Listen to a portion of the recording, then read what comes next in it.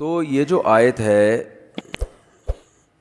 اس میں اصل میں قرآن مجید کی جو روح ہے نا، جو قرآن آپ کو بنانا چاہتا ہے، جو ہم چاہتے نہیں ہیں کہ ہم وہ بنیں، ہم جزیات پہ آتے ہیں. جزیات کا مطلب یہ ہے کہ چند شریعت کے احکام ہیں جن کو ہم فالو کرنے میں سمجھتے ہیں کہ ٹھیک ہے، اندر سے چینج ہونے کی کوشش نہیں کر رہے کہ مزاج کیا ہے اسلام کا، اسلام آپ کو بنانا کیا چاہتا ہے. دیکھیں اس کی ایک مثال ہے، آپ کے ابو آپ کو ڈاکٹر بنانا چاہتے تھے کہ آپ پراپر ڈاکٹر بنیں گے، MBBS کی ڈگری ہوگی آپ کے پاس، پھر آپ کا ایک کلینک ہوگا، پھر ہاسپٹل میں آپ جائیں گے اور کلینک بھی شام کو چلائیں گے، پھر یہ ہوگا، پھر لوگ مجھے کہیں گے ڈاکٹر کا باپ ہے. یہ کیا ہے؟ ڈاکٹر کا باپ ہے. یہ صرف ڈاکٹر نہیں ہے بلکہ ڈاکٹر کا بھی باپ ہے. یہ تو آپ نے کیا کیا؟ آپ نے جزیات میں پڑ گئے. آپ نے کہا میرے ابا مجھے ڈاکٹر بنانا چاہتے ہیں. تو ڈاکٹر لوگ یہ کرتے ہیں کہ وہ میڈیکل سائنس کی کتابیں پڑھتے ہیں. تو جو سلیبس ہے وہ میں گھر میں لا کے پڑھنا شروع کر دیتا ہوں، میڈیکل سائنس کا انٹرنیٹ پہ کلاسز لے لیتا ہوں. اور ابا کی خدمت تھی انسانیت، ابا کا ویژن تھا انسانیت کی خدمت بھی، اس یعنی ڈاکٹر بننے کا مطلب تو یہ بھی تھا نا کہ جب موقع ہوگا علاج بھی کروں گا، تو میں ویسے ہی کر دیتا ہوں. مثال کے طور پر کوئی پیشنٹ آیا، آپ کو پتہ ہے اس کو کھانسی ہے، نزلہ ہے، زکام ہے اور کوئی بیماری نہیں. ڈاکٹر کو فون کیا اس کو کیا دوں؟ ڈاکٹر نے کہا بھائی کوئی اینٹی الرجی کھلا دے اس کو. تو مقصد تو حاصل ہو گیا نا، بھائی ڈاکٹر سے پوچھ کے بتاؤ یا خود ہی بتا دو. تو اس سے کیا پتہ چلتا ہے کہ آپ نے جو ڈاکٹر کی جو جزیات ہیں نا، کچھ کام ڈاکٹروں والے وہ تو کر لیے، لیکن پراپر ڈاکٹر بولو نا کیا ہو گیا؟ نہیں بنے. یہ بہت اہم پوائنٹ کی بات کر رہا ہوں، اللہ کرے یہ اتر جائے. کہاں اتر جائے؟ کھوپڑی میں. یار یہ تو اتنے الفاظ استعمال کرتے کرتے سمجھا دیا، اب تو وہ ذہن میں بیٹھ جانا چاہیے نا، دماغ میں نہیں بلکہ کھوپڑی میں. کھوپڑی میں اس لیے کہتا ہوں کہ دماغ جو ہے نا یہ کھوپڑی کے اندر بند ہے، اور یہ کھوپڑی جو ہمارا خول ہے یہ بہت مضبوط ہے، ایسے جیسے لوہا. تو ادھر سے بات اس کھوپڑی کو کراس کر کے دماغ میں اتر جائے یہ آسان کام نہیں ہے. تو اس لیے میں کھوپڑی کا لفظ استعمال کرتا ہوں کہ کھوپڑی میں اتر جائے. جب کھوپڑی کے اندر ہو گئی تو پھر تو دماغ ہی آگے، بھائی کھوپڑی کے بعد ڈائریکٹ دماغ شروع ہو جاتا ہے. میرا تو ایسا ہی ہے، اب آپ لوگ کا مجھے پتہ نہیں ہے، جو ڈاکٹروں سے سنا ہے ہم نے.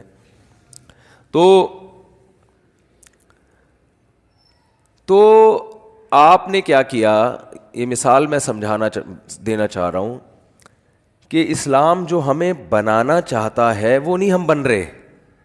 جیسے ابا بنانا چاہتے تھے پراپر ڈاکٹر، آپ نے کیا کیا؟ میڈیکل سائنس کی کچھ کتابیں پڑھ لیں کہ یار میرے ابا کی خواہش ہے ڈاکٹر بنوں، یعنی ان کو گویا میڈیکل سائنس سے دلچسپی ہے، چلو تھوڑی 4 کتابیں پڑھ لیں، کچھ پیشنٹ کا علاج کر لیا تاکہ میں دیکھنے میں کیا لگوں؟ ڈاکٹر سا لگوں میں دیکھنے. تو ابا کی خواہش پوری ہو جائے گی. ابا کی خواہش پوری نہیں ہوگی بلکہ ابا کے پیسے ضائع ہو جائیں گے. جو ابا نے ساری محنت کی تھی نا وہ برباد ہو جائے گی. ابا نے آپ کو امریکہ بھیجا پڑھنے کے لیے، رشیا بھیجا، آپ وہاں بیٹھ کے باقاعدہ پراپر کلاسیں نہیں لے رہے، ایک ڈگری جو ملے گی جس کے بعد آپ ڈاکٹر کہلائیں گے، آپ آفیسر رینک کے بن جائیں، آپ کا یعنی ایک آفیسر کے اس لیول پہ آ جائیں گے. ان تمام چیزوں کو آپ فوکس نہیں کر رہے، آپ چند جزیات کو پکڑ کے بیٹھ گئے ہو. تو اللہ جو ہمیں بنانا چاہتا ہے نا اندر سے، وہ اندر سے چینج کرنا چاہتا ہے. وہ اندر سے چینج کیا کرنا چاہتا ہے؟ پہلے میں یہ بتا دوں کہ وہ کچھ مثالیں دیتا ہے کہ نیک لوگ ایسے ہوتے ہیں. ہم نے کیا کیا؟ ہم نے کہا نیک لوگ چونکہ ایسے ہوتے ہیں لہذا جیسے ہوتے ہیں ویسے کچھ کام شروع کر دو. نیک بننے کی ضرورت بولو نہیں ہے. یہ بہت بڑا فالٹ ہے. اللہ نے تعریف کی نا، نیک لوگ ہوتے ہیں تہجد پڑھتے ہیں، نیک لوگ ہوتے ہیں صدقات و خیرات کرتے ہیں، نیک لوگ وہ ہیں جو غصے کے کڑوے گھونٹ کو پیتے ہیں.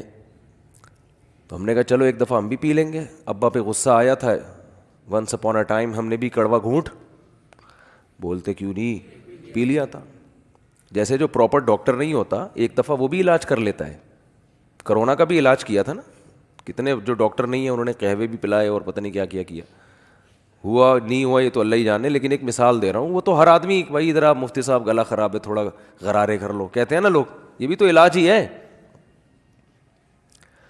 او بھائی یہ کام تو آپ ڈاکٹروں والے کر رہے ہو، لیکن اس سے ڈاکٹر نہیں بن جاؤ گے. بعض لوگ حکیموں والے کام کر رہے ہوتے ہیں.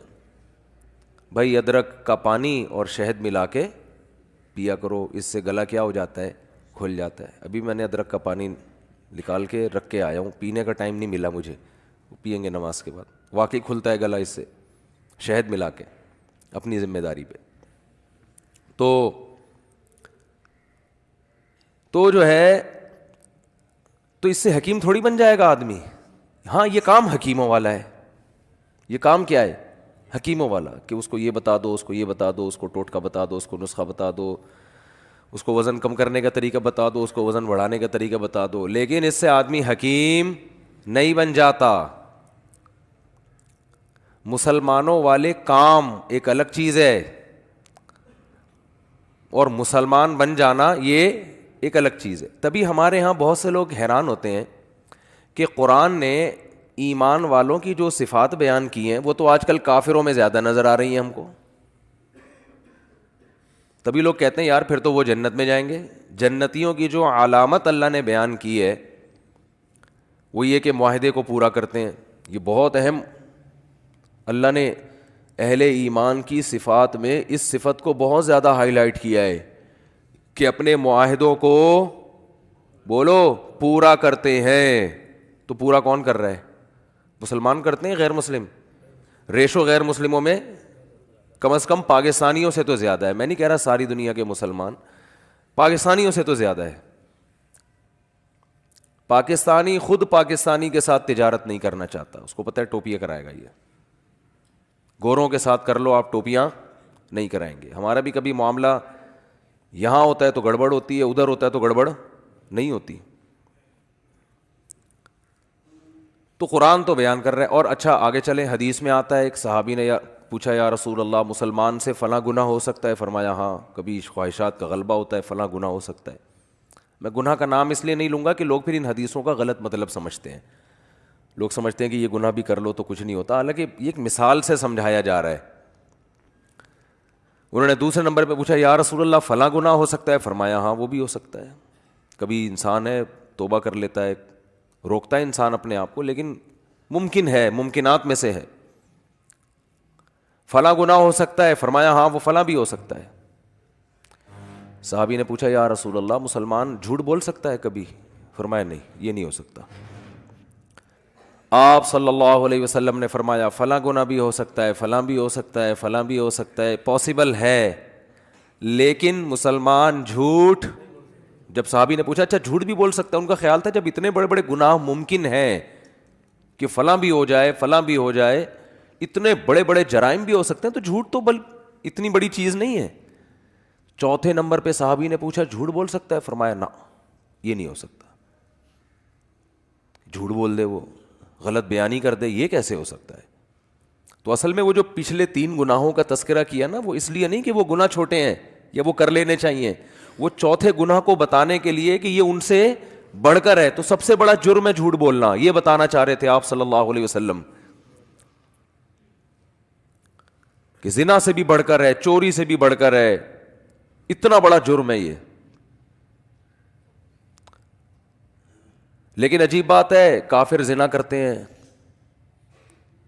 چوریوں کا ریشو بھی ان کے ہاں بہت ہے. اگر تھوڑا سا قانون کا ہاتھ ہلکا ہو جائے نا تو چوریاں بھی ہوتی ہیں. لیکن لوگ کہتے ہیں کہ جھوٹ نہیں بولتے، اور ہمارے ہاں سارا دن کیا کرتے ہیں. میں لوگ اس لیے کہ بتا رہا ہوں کہ بہت سی چیزیں ہم لوگوں سے سن کے آگے بتاتے ہیں لیکن پھر وہ غلط ثابت ہوتی ہیں. کسی بھی قوم کے بارے میں تبصرہ کرنے کے لیے ضروری ہے کہ جب تک انسان اس قوم کے گھروں میں جا کے نہ رہے نا. بعض لوگ کسی معاملے میں 1 نمبر ہوتے ہیں کیونکہ ان کا کلچر بن چکا ہوتا ہے، ان کے ہاں قانون ایسا ہوتا ہے، لیکن جب آپ کسی قوم کے ساتھ گھروں میں جا کے رہتے ہو تو پتہ چلتا ہے کہ یہ جھوٹ بولتے ہیں کہ نہیں بولتے. تو وہ ایسے نہیں پتہ چل جاتا. بعض دفعہ کاروبار میں انسان 1 نمبری اس لیے بھی کرتا ہے کہ میرا کاروبار چلے. وہ اس لیے نہیں کر رہا ہوتا کہ میں بہت نیک ہوں، میں جھوٹ نہیں بولوں گا. وہ اس لیے کہ اس کو پتہ، ہوشیار ہوتا ہے، وہ وقتی نفع کو نہیں دیکھتا. کہتا ہے یار ابھی سچ بول کے تھوڑا پروفٹ آئے گا, لیکن جب کسٹمر کو یقین ہو جائے گا کہ میں سچا ہوں تو سارا پروفٹ مجھے ہی دے گا. یہ تو عین ممکن ہے گورے اس لیے سچ بولتے ہو کہ ان کو بزنس کرنا آتا ہے, اور ہمارے یہاں بزنس کرنا لوگوں کو نہیں آتا. وہ کہہ رہے ٹوپی کرا کے ابھی جتنا نچوڑ سکتے ہو نچوڑ لو, پھر بات کی اللہ توکل, کل اللہ کھلائے گا. تو یہ غلط موقع پہ توکل ہو رہا ہے. لیکن فرض کر لیتے ہیں, ایک صاحب نے مجھے بتایا, کہتے ہیں گورے جھوٹ نہیں بولتے کسٹمر سے, بیوی سے بولتے ہیں, اور بہت زیادہ بولتے ہیں. 10 گرل فرینڈ رکھی ہوں گی, لیکن بیوی کو یہی بولا ہوگا میری کوئی گرل فرینڈ نہیں ہے. سارے نہیں, ہر طرح کے لوگ ہر دور میں ہوتے ہیں. صحابہ کے دور میں بھی جب وہ کفر میں تھے تو کافر ہونے کے باوجود ان کے ہاں جھوٹ کو بہت برا سمجھا جاتا تھا. حضرت ابو سفیان رضی اللہ تعالیٰ عنہ نے جب بادشاہ کے سامنے تقریر کی ہے, حالانکہ یہ اس وقت یہ غیر مسلم تھے, حضرت ابو سفیان یہ غیر مسلم تھے, بادشاہ نے ان کو بلایا اور نبی صلی اللہ علیہ وسلم کے بارے میں پوچھنا شروع کیا کہ جس شخص نے تمہاری قوم میں نبوت کا دعویٰ کیا ہے اس کے حالات مجھے بتاؤ. اب آپ بتائیے کہ جو سوال وہ پوچھ رہا ہے, حضرت ابو سفیان تھے اس وقت اسلام کے بہت بڑے دشمن, جنگیں ہو رہی تھیں, تو ایسے موقع پہ درست بات کرنا کس قدر مشکل کام ہے بادشاہ کے سامنے. تو حضرت ابو سفیان جب اسلام لائے نا تو خود اپنا بیان دیا, انہوں نے حدیث سنائی کہ بادشاہ نے جو مجھ سے سوالات پوچھے تھے کہ کیا محمد صلی اللہ علیہ وسلم نے 40 سال کے دوران کبھی تم نے ان کا کوئی جھوٹ پکڑا؟ ابو سفیان نے کہا کہ ہم نے کبھی جھوٹ بولتے ہوئے ہم نے نہیں دیکھا. تو ہرقل نے کہا کہ ایک آدمی نے زندگی میں کبھی جھوٹ نہ بولا ہو اور ایک دم بولنے پر آیا تو اتنا بڑا جھوٹ کہ میں خدا کا نبی ہوں, یہ کیسے ہو سکتا ہے؟ دیکھو جو جھوٹ بولتا ہے نا وہ ایک دم سے نہیں بولتا. اس کی مثال ہے جو ڈاکو ہوتے ہیں, ایک ڈاکو نے کروڑوں روپے بینک سے لوٹے, 10 آدمی اس کے ساتھ اور 10 بندوں کو مار دیا اور یہ کیا اور وہ کیا, لوٹ کے چلا گیا. پکڑا گیا تو کہہ رہا ہے میں نے تو آج تک کسی مسجد سے چپل بھی نہیں چرائی, یہ پہلی دفعہ ہوا ہے. تو مان لو گے؟ بولو گے یار پہلی دفعہ میں اتنی بڑی کارروائی نہیں ہوتی, فرسٹ ٹائم تو یہ ہوتا ہے کہ آپ مسجد سے چپل چراتے ہو, پھر لوگوں کی گھنٹیاں بجا بجا کے بھاگتے ہو, پھر یہ ہوتا ہے, پھر یہ ہوتا ہے, ہوتے ہوتے ایک وقت آتا ہے کہ آپ بہت بڑے ڈاکو بن جاتے ہو. تو ابو سفیان رضی اللہ عنہ بادشاہ کے سامنے کیا کہہ رہے ہیں؟ سچ. بادشاہ نے پوچھا کہ انہوں نے ان سے جب تمہاری جنگیں ہوئی ہیں تو کبھی ایگریمنٹ کی خلاف ورزی کی ہے؟ انہوں نے معاہدہ توڑا ہے, جنگ کا معاہدہ؟ ابو سفیان کہتے ہیں میں نے کہا نہیں, کبھی بھی معاہدہ نہیں توڑا. ہاں ابھی ہمارے اور ان کے درمیان ایک معاہدہ چل رہا ہے, اس کا مجھے نہیں پتا. یعنی ان کو ایک تھوڑا سا موقع مل گیا کہ ابھی آزمائش باقی ہے. تو حضرت ابو سفیان فرماتے ہیں کہ جب مجھ سے بادشاہ یہ سوال پوچھ رہا تھا میرا دل چاہتا تھا کہ میں جھوٹ بولوں, میرا دل چاہتا تھا کہ میں بولو نا بھائی جھوٹ بولوں, لیکن مجھے خوف تھا کہ اگر میں نے جھوٹ بولا تو میری قوم کے لوگ جو میرے ساتھ تھے وہ بولیں گے عرب کا سردار ہو کے جھوٹ بولتا ہے, زبان خراب ہو جائے گی, اپنی قوم کا اعتماد ختم ہو جائے گا. گویا کہ میں اکیلا ہوتا تو شاید جھوٹ بول دیتا, بظاہر یہ مطلب نکلتا ہے, لیکن مجھے قوم کو جواب دینا ہوگا کہ قوم کہیں گے یار ہم نے آپ کو سردار بنایا ہوا ہے اور آپ ادھر آ کے کیا کر رہے ہو, جھوٹ بول رہے ہو. دیکھو یہ وہ قوم تھی جس میں اللہ نے پیغمبر کو بھیجا ہے, اسی قوم کو صحیح کیا اللہ نے. حضرت ابو سفیان بھی مسلمان ہوئے اور اسلام سے اتنی دشمنی تھی ان کو, اسلام لانے سے پہلے اتنا نقصان پہنچایا, مگر اسلام لاتے ہی نبی نے ایسا پروٹوکول دیا اب حضرت ابو سفیان کو کہ جو ابو سفیان کے گھر میں داخل ہو گیا اس کو پناہ ہے. کیوں؟ اندر سے ٹھیک ہیں. کیا کہہ رہے ہیں یار, بہت مشکل ہو گیا آج کل باتوں کو سمجھانا. اندر سے کیا ہے؟ ٹھیک ہے, ان کو پتہ ہے سچ کو صحیح سمجھتے ہیں, منافقت نہیں ہے.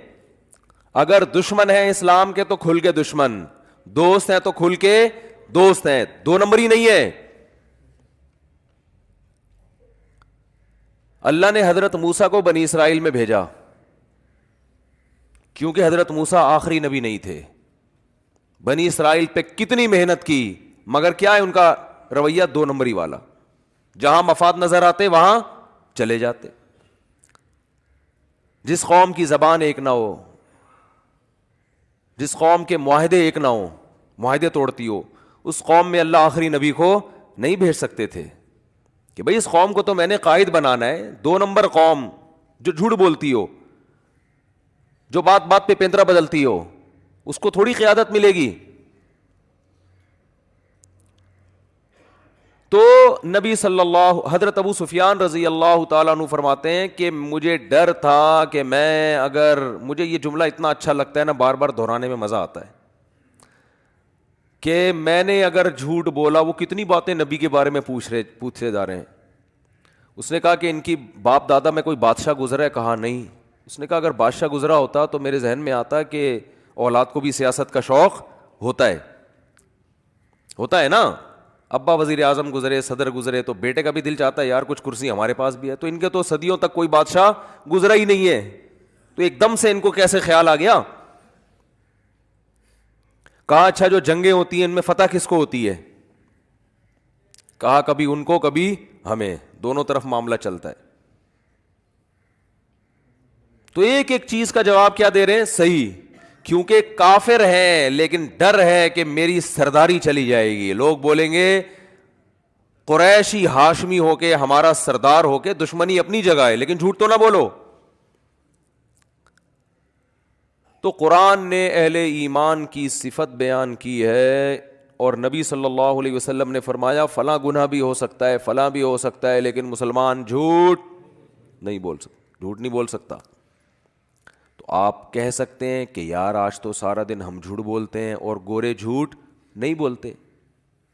آپ کہہ سکتے ہیں. یہ تو ایک صاحب نے مجھے کہا اگر صفائی نصف ایمان ہے تو گورے تو ویسے ہی جنت میں چلے جائیں گے آدھے آدھے, کیونکہ ہمارے یہاں دیکھ لو, ابھی گٹر میں نے بنوایا ابھی تھوڑے دن پہلے, جو گورنمنٹ کی ذمہ داری ہے وہ ہم کر رہے ہیں, اور جیسے ہی ہم نے وہ کیا ہے تو اوپر سے چاول کا شاپر آیا, نیچے گرا ہوا ہے, پتہ نہیں کس نے پھینکا, کہاں سے آیا, مریخ سے تو آ نہیں سکتا, ظاہر ہے اسی زمین کا ہوگا نا. دن رات صفائی کرتے رہو گھر کے باہر, کوئی آئے گا بولے گا مولوی صاحب کا گھر دیکھو کیا گند, صفائی پر بیانات کرتے ہیں اور گھر کے باہر دیکھو گند کتنا پڑا ہوا ہے. اس کا بھی کچھ کرنا ہے, بہت سخت ایکشن لینا. اب یہ تمیز سے لوگ سدھرتے نہیں ہیں, شرافت کا زمانہ نہیں ہے.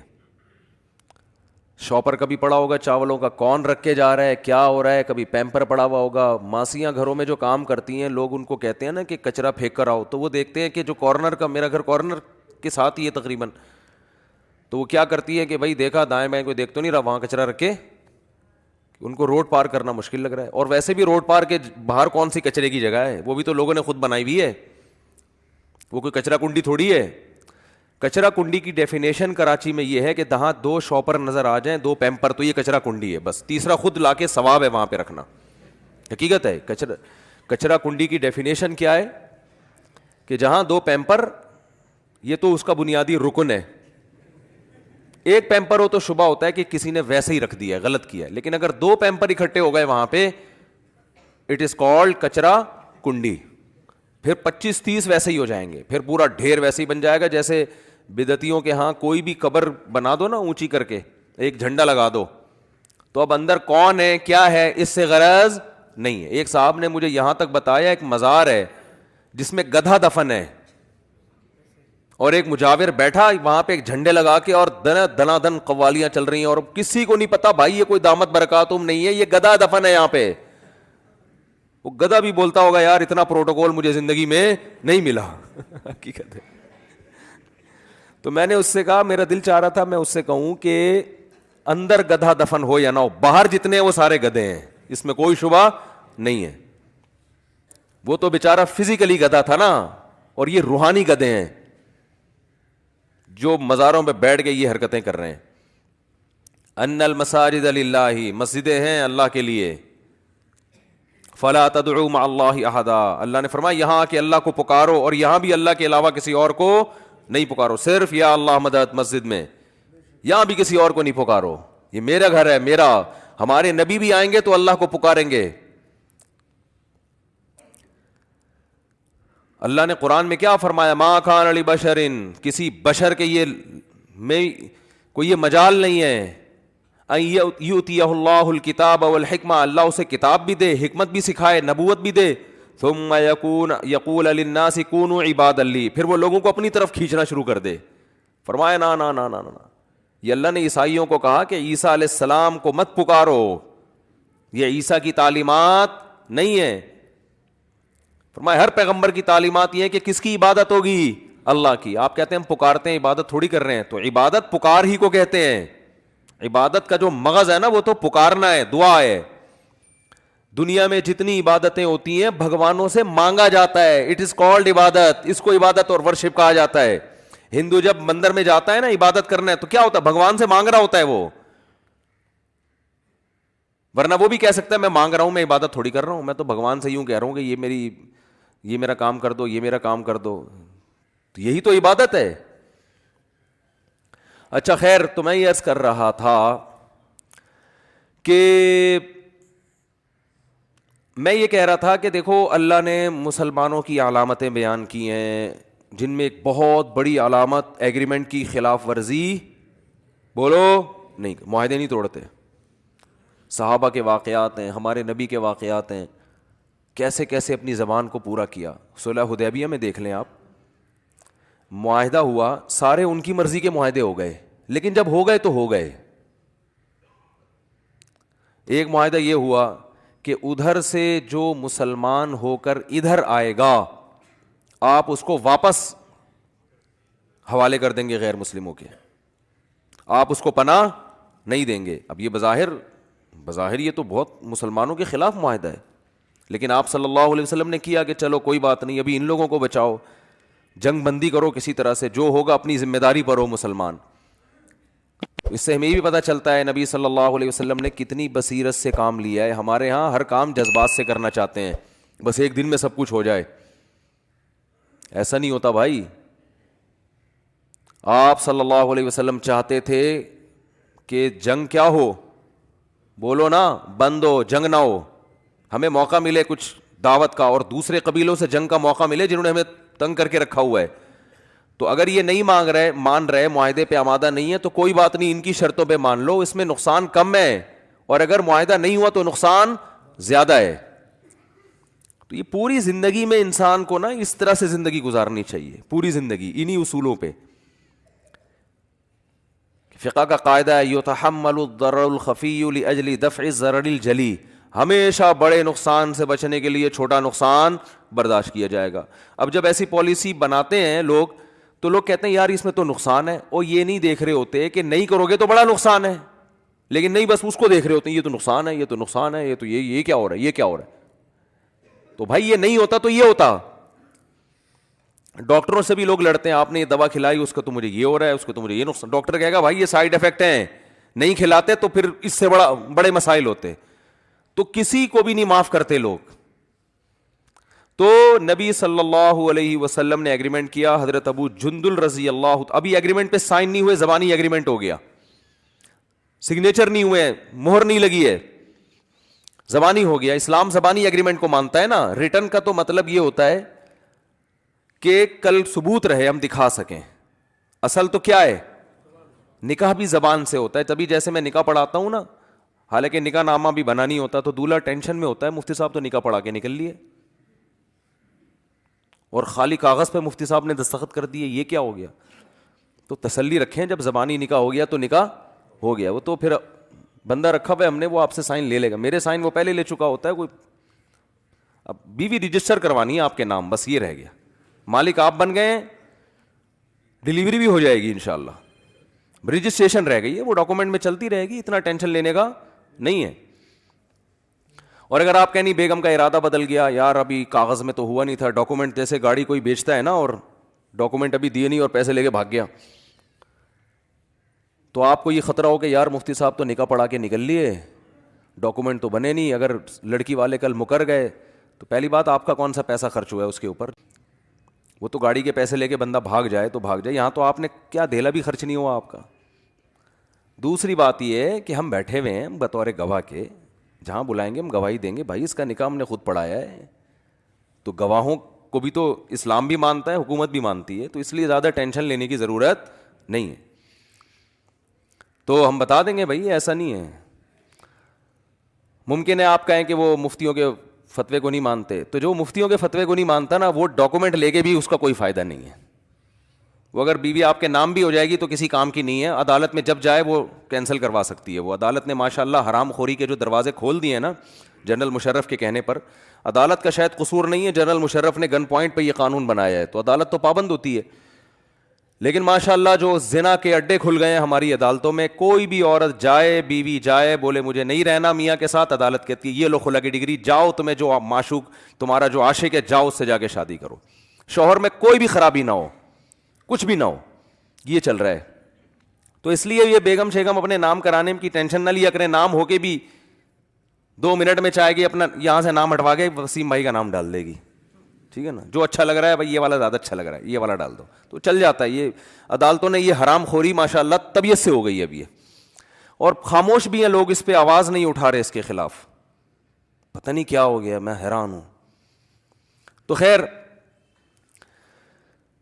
کیا یار بات کہاں سے کہاں چلی جاتی جی. تو میں یہ عرض کر رہا تھا, یہ جو کیونکہ معاہدے اور جھوٹ والا عنصر بہت اہم ہے نا, تو اس لیے تھوڑا سا اس کو میں زیادہ ہائی لائٹ کر رہا ہوں. تو نبی صلی اللہ علیہ وسلم نے معاہدہ کیا, ابھی اس پہ دستخط نہیں ہوئے ہیں, تو آپ صلی اللہ علیہ وسلم نے, حضرت ابو جندل مسلمان ہو کر آ گئے اس دوران, بڑی وہاں مشقت گزاری انہوں نے اور فرار ہوئے وہاں سے کہ اب میں آ رہا ہوں مدینہ, مسلمان پناہ دیں گے. ادھر آئے ہیں, ادھر مشرکین نے کہا ان کو ہمارے حوالے کر دو, ان کو ہمارے حوالے کرو. کس قدر صحابہ پہ قیامت گزری ہوگی. غیرت مند آدمی کے لیے ایسا کرنا بڑا مشکل ہوتا ہے کہ اپنا آدمی آیا ہو اور آپ ان کے حوالے کر دیں, وہ تو اور ظلم کریں گے. یہ آزمائش مسلمانوں کی بھی تھی اور حضرت ابو جندل کی بھی تھی کہ اپنے ہاتھوں سے کسی کو حوالے کیا جائے یا منع کر دیا جائے یہاں مت آؤ, اور وہ پھر بھی دین پر قائم رہے. تو انہوں نے کہا یا رسول اللہ آپ مجھے ان کے حوالے کرتے ہیں, لیکن آپ صلی اللہ علیہ وسلم خاموش. بھائی ایگریمنٹ ہو چکا ہے. کیسا مسلمان زبان کا پکا ہوتا ہے کہ نہیں ہوتا, اور آج ایگریمنٹ کرتے ہیں اگلے کو بیوقوف بنانے کے لیے کہ ابھی تو معاہدہ کر رہے ہیں تاکہ اس سے پیسہ تو نکالیں کسی طریقے سے, ویسے دے نہیں رہا یہ شرافت سے, اور پہلے سے نیت ہوتی ہے کہ یہ ڈاکومنٹ اپنے فائدے کے لیے بنا رہے ہیں, اس کے ساتھ اس کو دھوکہ دینے کے لیے بنا رہے ہیں. مجھے آپ ایک بات بتاؤ, حضرت ابو جندل تو مسلمان تھے اور ان کا ایمان اس لیول پہ تھا جس کا میں اور آپ تصور نہیں کر سکتے. نبی کی زیارت ہوئی ہو اور مکہ میں جہاں کوئی مفاد ہی نہ ہو اسلام قبول کرنے میں, اپنا گھر چھوڑنا پڑ رہا ہے, اپنا وطن چھوڑنا پڑ رہا ہے, اپنا خاندان, تو ان کی ایمان میں کوئی شک کر سکتا ہے؟ لیکن آپ صلی اللہ علیہ وسلم نے زبان اور معاہدے کی پابندی کی وجہ سے ان تمام باتوں کو نظر انداز کر دیا. تو ہم معاہدہ توڑتے ہیں پیسے کھانے کے لیے, دوسرے کو نقصان پہنچانے کے لیے. ہمارے پیش نظر اسلام نہیں ہوتا. تو بتائے کہ جب اسلام بھی ہے تو بھی معاہدہ نہیں توڑنا, تو دوسرے کو بے وقوف بنانے کے لیے, دوسرے کا مال کھانے کے لیے معاہدہ توڑنا کہاں سے جائز ہو گیا؟ آج جو معاہدے توڑے جا رہے ہیں نا, اس میں کسی کو فائدہ نہیں پہنچایا جا رہا. دیکھو نبی صلی اللہ علیہ وسلم نقل کفر نباشت, اگر معاہدہ توڑ دیتے تو حضرت ابو جندل کو فائدہ ہوتا نا اس کا کہ بھئی مجھے پناہ مل گئی.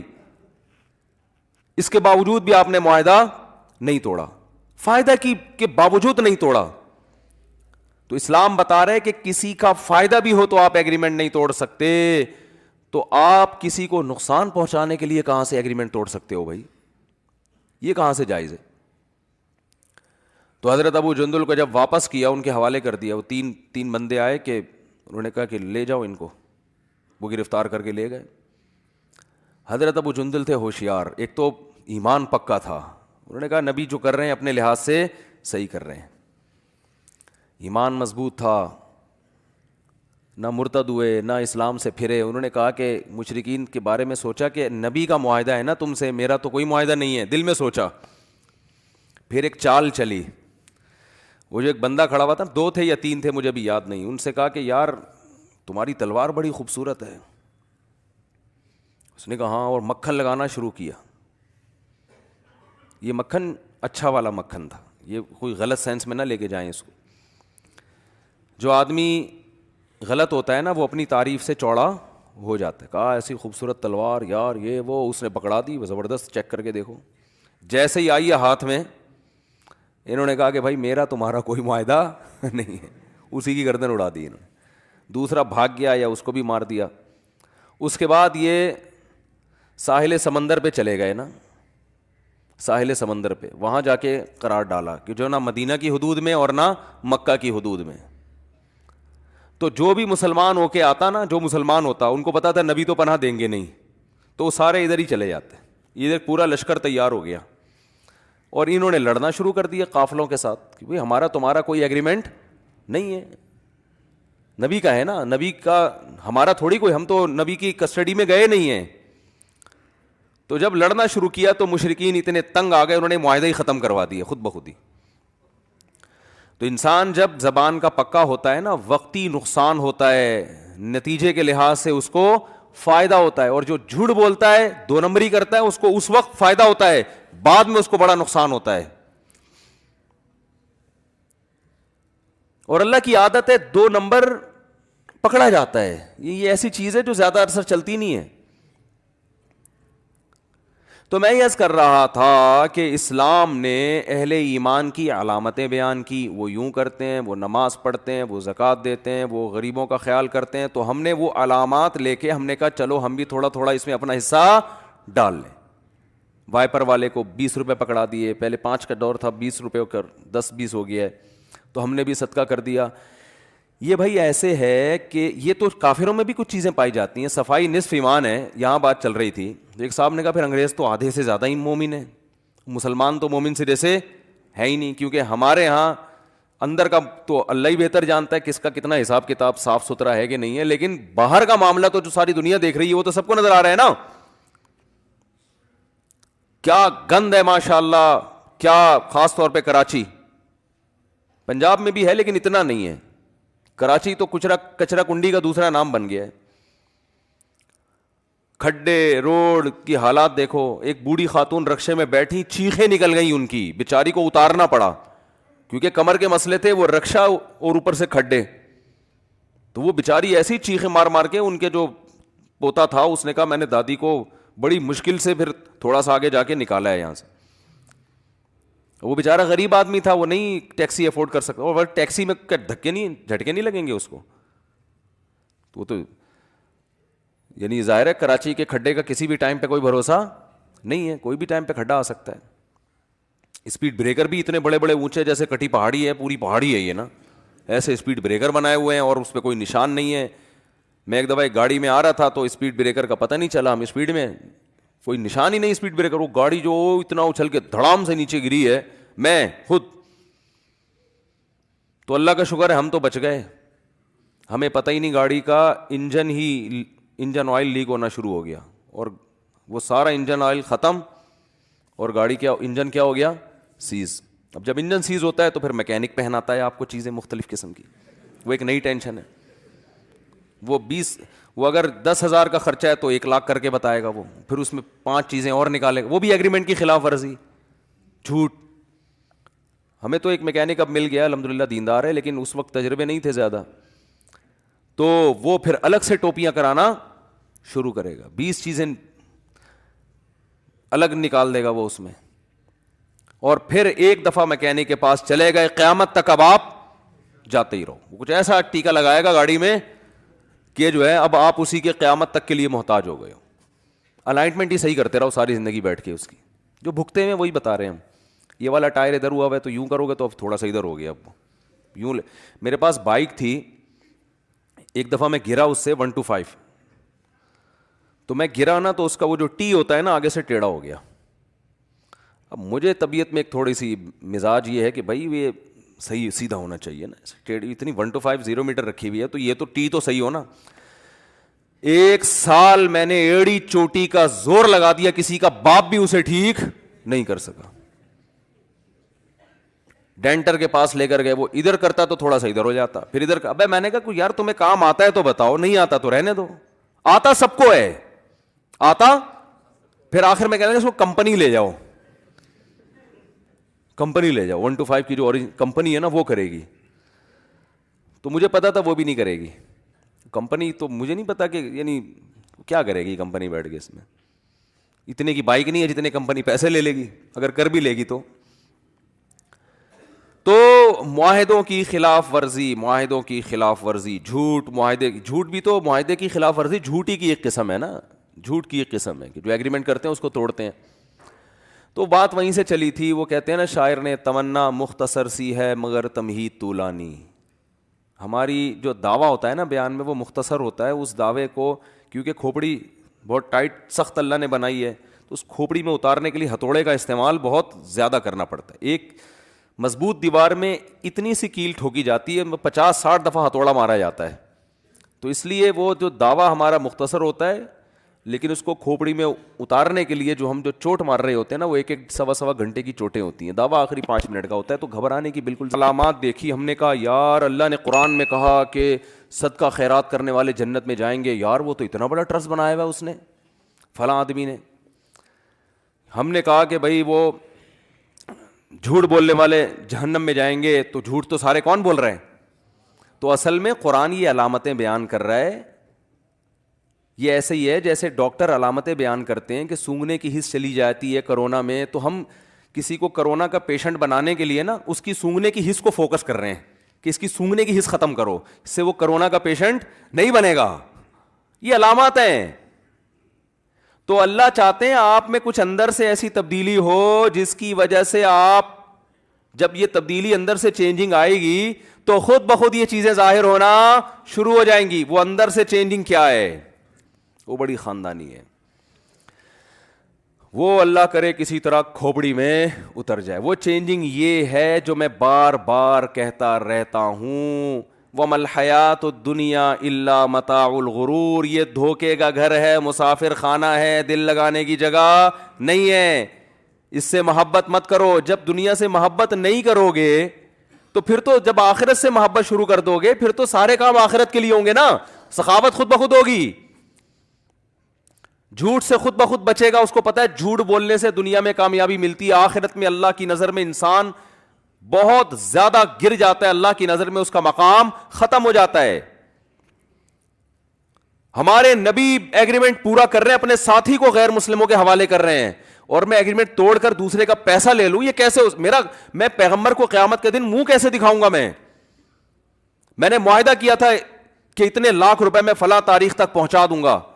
تو کل قیامت میں جب نبی صلی اللہ علیہ وسلم حوض کوثر پہ پانی پلائیں گے تو کیسے سامنا کروں گا؟ آپ کہیں گے میں نے ایگریمنٹ کیا تھا تو اپنے ساتھی کو غیر مسلموں کے حوالے کر دیا ان کے رحم و کرم پہ, اور تو نے ایگریمنٹ کیا اور دوسرے کے کروڑوں روپے تو نے ہتھیا لیے. کس منہ سے آئے تو حوض کوثر پہ پانی پینے کے لیے؟ لیکن وہی بات ہے نا, جب غیرت ختم ہو جائے تو یہ ساری چیزیں خود بخود ختم ہو جاتی ہیں. تو جب آپ اصل میں مسلمان علامات کو فوکس کر رہا ہے, وہ اپنے آپ کو اندر سے تبدیل کرنے کے لیے تیار نہیں ہے. وہ دنیا سے دل لگانا نہیں چھوڑتا. وہ کہتے ہیں یہ دنیا اصل ہے بھائی, یہاں جس نے کھا لیا پی لیا, ہاں ٹھیک ہے تھوڑا بہت نماز روزہ بھی چلتا ہے یار, تھوڑا بہت مدرسے میں ڈبے میں پیسے ڈال دیے, تھوڑا کسی غریب کی مدد کر دی, چلتا ہے تھوڑا بہت. تو وہ تو کافر بھی کرتے ہیں نا. ہو سکتا ہے قبر وبر میں تھوڑا بہت کام آ جائے. جب وہ عربی ڈرامے دیکھ سکتے تھے کہ شاید اس سے بخشش ہو جائے, ایک صاحب سے پوچھا گیا کہ آپ کیا کرتے ہیں؟ انہوں نے کہا میں عربی ڈرامے دیکھتا ہوں. کیوں بھائی؟ کہہ رہے ہیں ہو سکتا ہے قیامت کے دن اس سے بخشش ہو جائے میری. اللہ کہے گا کہ بھائی عربی سے محبت تھی, عربی ڈرامے دیکھتا تھا. تو ہمارا حساب کتاب یہی ہے کہ یار تھوڑا سا یوں کر لیتے ہیں تو ڈرامہ انگلش میں بھی آتا ہے, اردو میں بھی آتا ہے, تو عربی سے محبت ہے تو ڈرامے کون سا چینل کون سا لگایا ہوا ہے؟ بولو عربی. تو شاید اللہ بخش دے کہ بھائی تو عربی ڈرامے دیکھا کرتا تھا. تو یہ حساب کتاب چل رہا ہے اندر سے. جب تک صحابہ اندر سے چینج ہو چکے تھے, سمجھ رہے ہو, تبھی تو آپ دیکھو نا صحابی رسول کو قتل کے لیے لایا گیا تو کھڑا کیا گیا ان کو مشرکین مکہ نے کہ اب ان کو قتل کریں گے, گردن اڑائیں گے. تو انہوں نے, ان کا ارادہ ہوا کہ میں اپنے جسم کی صفائی کر لوں شہادت سے پہلے, جو غیر ضروری بال ہوتے ہیں وہ صاف کر لوں. تو انہوں نے اس طرح منگوایا بلیڈ, کہا کہ مجھے تھوڑی سی مہلت دو قتل کرنے سے پہلے, کیونکہ اسلام صفائی پسند ہے نا, تو انہوں نے کہا میں اللہ کے پاس بھی صاف ستھرا ہو کے جانا چاہتا ہوں. ان کا نیت یہ تھی. تو اپنے جو بال غیر ضروری ہوتے ہیں وہ انہوں نے صاف کیے. اسی دوران مشرکین میں سے کسی کا بچہ آ گیا ان کے پاس, بچہ ایسے کھیلتا ہوا آ گیا, انہوں نے پکڑ لیا اس کو. اب وہ چاہتے اس کو مار سکتے تھے, لیکن انہوں نے نہیں مارا, چھوڑ دیا اس بچے کو. اب جب قتل کا فیصلہ ہوا ہے نا کہ ان کی گردن اڑائی جائے گی, تو انہوں نے شعر پڑھا, فلست ابالی حین اقتل مسلم حین اقتل مسلما علی ای شق کان للہ مصرعی وذلک فی ذات الالہ وان یشاء یبارک علی اوصال شلو ممزعی. کیا خاندانی شعر ہے.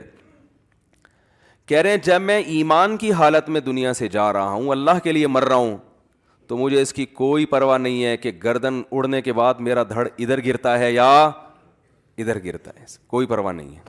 کیونکہ دنیا مسافر خانہ ہے نا, اصل تو آخرت ہے, تو اینڈ بہت اچھا ہو رہا ہے میرا. اعمال کا مدار اصل میں خاتمے پر ہے نا, تو اینڈ میرا کیا ہو رہا ہے, بہت اچھا. حالانکہ دنیا کے لحاظ سے دیکھا جائے تو اب سب سے بڑی ناکامی ہے کسی سے زندگی چھین لینا, اس سے بڑی کوئی ناکامی ہو سکتی ہے؟ ارے زندگی کے لیے تو سب کچھ ہو رہا ہے, اور یہاں جوانی میں ان کی زندگی چھینی جا رہی ہے, لیکن خوش ہو رہے ہیں. کہہ رہے ہیں یہ سب اللہ کے لیے ہو رہا ہے, اور اس خدا کے پاس جانے والے ہیں, وہ بدلہ دے گا. دنیا مسافر خانہ ہے, یہاں سے تو ویسے ہی, تو جو اللہ نے آزمائش کے لیے بھیجا ہے اس میں بھرپور طریقے سے پورا اتر رہا ہوں میں الحمد, کیونکہ میرا اینڈ کیا ہو رہا ہے, انجام بہت اچھا ہو رہا ہے. کہ اللہ مجھ سے پوچھے گا تو نے کیا کیا, میں کہوں گا اللہ میں تیرے پاس آیا اس راستے سے ہوں, تیرے دین پر ڈٹا رہا. آج بھی وہ اعلان کر دیتے کہ میں واپس کافر ہو جاتا ہوں, میں تمہارا دین, وہ چھوڑ دیتے. وہ جو ہے نا مشرکین مکہ چھوڑ دیتے کہ بھائی یہ تو مسلمان سے دوبارہ کافر ہو گئے, کوئی بات نہیں. لیکن وہ کیا کہہ رہے ہیں, لست ابالی حین اقتل مسلما, میری موت اسلام پر ہو رہی ہے, ایمان پر ہو رہی ہے. تو خوش ہو کے اس کو کہہ رہے ہیں کہ بھائی اب تو مجھے پرواہ نہیں ہے. علی ای شق کان للہ مصرعی, کہ اللہ کے لیے جو میرا دھڑ زمین پہ گرے گا, ادھر گرے یا ادھر گرے. جب قتل ہوتا ہے نا, کبھی دائیں طرف گرتا ہے کبھی بائیں طرف گرتا ہے. وذالک فی ذات الالہ وان یشاء, اور یہ سب اپنے معبود کی رضا میں ہو رہا ہے, اور میرا رب چاہے تو میری لاش کے ٹکڑوں میں ہی برکت ڈال دے گا. وہ کتنے قتلے بنانے بنا دو, انہی قتلوں میں اللہ برکت ڈالے گا. اور وہ اس برکت کہتے ہیں خیر کو. جتنے قتلے میری لاش کے بنیں گے نا اتنی برکت ہوگی. قیامت میں کہوں گا اللہ تیری راہ میں یہ سب کچھ کیا. اور ہم زندگی کے اتنے حریص ہیں, یہ جو پیسہ اپنے لیے اپنی اولاد کے لیے, کیا ہے 90 سال 100 سال تک ہم مرے نہیں, تیار ہی نہیں ہے مرنے کے لیے. تیار ہوتے تو 60 سال میں بنگلے خرید رہے ہوتے. ہمارے ایک جاننے والے, اللہ تعالیٰ, آپ تو جانتے نہیں ہیں تو اس لیے غیبت نہیں ہے, وہ بھی نہیں میرا بیان سنتے, اور اگر سن بھی لیں گے ان کو نہیں سمجھ میں آئے گا. بہت پرانا قصہ ہے, 20 سال, ماشاء اللہ 75 سال ان کی عمر تھی, تو اپنا پرانا گھر توڑ کے نیا بنا رہے تھے. ہم لوگ کہہ رہے تھے یار 75 سال میں آپ اس گھر کو توڑ کے نیا بنا رہے ہو, کیا کر رہے ہو بھائی؟ پہلے تو اپنے آپ کو توڑ کے نیا کرو نا. گھر کے نئے ہونے سے آپ تھوڑی نئے ہو جاؤ گے. 75 سال اور پھر کھانستے بھی رہتے تھے, تو 2-4 سال کی لگ رہا تھا کہ اللہ تعالیٰ ان کو زندگی دے. پتہ نہیں انتقال ہو گیا زندہ ہیں, اگر انتقال ہو گیا تو اللہ مغفرت کرے, نہیں ہوا تو اللہ اور زندگی دے ان کو. ویسے 20 سال ہو گئے تو لگ رہا ہے کہ انا للہ ہو چکا ہوگا. اچھا خیر, تو گھر توڑ کے دوبارہ بنا رہے ہیں. او بھائی کیا کر رہے ہو, کیوں بنا رہے ہو اب اس عمر میں گھر توڑ کے دوبارہ؟ جو ہے بس اسی کو تھوڑا بہت ریپیئر کروا دو, اپنا ایک کمرہ اچھا سا بنا دو کہ بھائی میں بوڑھا ہو گیا, مجھے یہ کمرہ دے دو, اس میں اے سی لگا دو, مجھے تمیز سے دنیا سے جانے دو. لیکن توڑ کے بنائے جا رہے ہیں. جوان بھی یہ کام کر رہا ہے, او لمبی لمبی پلاننگ. تو اسلام چاہتا ہے آپ اندر سے کیا ہو جائیں, چینج. اس دنیا سے دل لگانا چھوڑ دیں, اس کو مسافر خانہ سمجھیں. او بھائی بیٹھے ہوئے اسٹیشن ہے, کبھی بھی بلاوا آ سکتا ہے. اور یہ اس کو کراچی کا اسٹیشن سمجھیں آپ, پاکستان کا اسٹیشن. کیونکہ اگر آپ نے یورپ کا اسٹیشن سمجھا اس کو, تو پھر اس میں یہ ہوگا جو ٹائم دیا اسی ٹائم پہ ٹرین آئے گی, اس میں یہ پرابلم ہو جائے گی. پاکستان کا اسٹیشن سمجھیں گے تو کسی بھی وقت ٹرین آ سکتی ہے اور کسی بھی وقت جا سکتی, کوئی ٹائم نہیں ہے. اور ٹرین میں کون سا آپ منزل تک پہنچ جائیں گے. کل وہ میرپور خاص سے کچھ لوگ آئے ہوئے تھے, انہوں نے بتایا کہ وہ ٹرین میں آگ لگی تھی نا ابھی, تو ان کے بہت سارے لواحقین اس میں جل گئے، اور 15 منٹ تک آگ لگنے کے بعد بھی ٹرین چلتی رہی ہے. لیکن نہ وزیر ٹرین سے کوئی پوچھتا ہے، وزیر ریلوے سے، کہ یار 200-250 لوگ کوئلہ بنے ہیں، بہت سے چھلانگے مار کے زمین پہ ہڈیاں ٹوٹ کے مر گئے، اس کا کون حساب دے گا؟ وہ جب زنجیر کھینچی ٹرین رکی کیوں نہیں؟ کوئی ہے پوچھنے والا؟ تو یہ جنت میں جائیں گے؟ بولو کسی نے وزیر ریلوے سے پوچھا کہ آگ لگی ہے 15 منٹ، چلو آگ لگ گئی، غلطی ہو گئی، کچھ بھی ہو گیا، اور پتہ چلا کہ وہ پنکھا جو تھا نا اس میں شارٹ سرکٹ ہو رہا تھا، پہلے سے کمپلین بھی ہوئی تھی کہ اس میں آگ لگ سکتی ہے، پھر بھی نہیں پرواہ کی گئی. اس کے بعد آگ لگی ہے، 15 منٹ تک اسپیڈ کے ساتھ ٹرین چلتی رہی ہے، جس نے 2 بوگیوں کو مسلسل جھلسا دیا ہے. ہاں سلنڈر کا الزام لگا دیا تبلیغ والوں کے اوپر. تو کوئی بھی لگا دے کسی کے اوپر بھی الزام. اگر بالفرض سلنڈر بھی پھٹا تھا تو زنجیر کھینچنے سے ٹرین تو رکنی چاہیے نا، وہ بھی نہیں. تو یہ بہت سے دنیا میں کیس نہیں ہوتا، دنیا میں نہیں ہوتا. اس لیے تو ہم آخرت پر ایمان رکھتے ہیں. اگر آخرت بھی نہیں ہے پھر تو یہ اللہ کا معاذ اللہ غلط ہے، معاذ اللہ نقل کفر. پھر تو اللہ کے یہاں بڑی دھاندلی ہے بھائی کہ دنیا میں بھی حساب نہیں لے رہا اور آخرت میں بھی. تو اللہ تبھی تو کہتے ہیں ہم نجعل المسلمین کالمجرمین، ماننے والوں اور نہ ماننے والے اور مجرم اور گناہ سے بچنے والوں کو ایک جیسا ٹھکانہ دے دیں. ایسا تھوڑی ہو سکتا ہے. لہذا مر کے ختم نہیں ہوگے، دوبارہ زندگی ہے. تو بھائی اللہ کیا چاہتا ہے؟ اندر سے تبدیل. جیسے آپ کے ابا آپ کو پراپر ڈاکٹر بنانا چاہتے ہیں تو اللہ بھی آپ کو پراپر مسلمان بنانا چاہتا ہے. پراپر مسلمان کی ڈیفینیشن یہ ہے وہ دنیا سے دل نہیں لگاتا، وہ ہر وقت اس کے دماغ میں بھائی اسٹیشن ہے، کبھی بھی یہاں سے ٹر بنیں گے. ہمارے حضرت فرمایا کرتے تھے کہ پہلے کتابوں میں ایک پنجابی میں کتاب ہوتی تھی، بچوں کو پڑھائی جاتی تھی.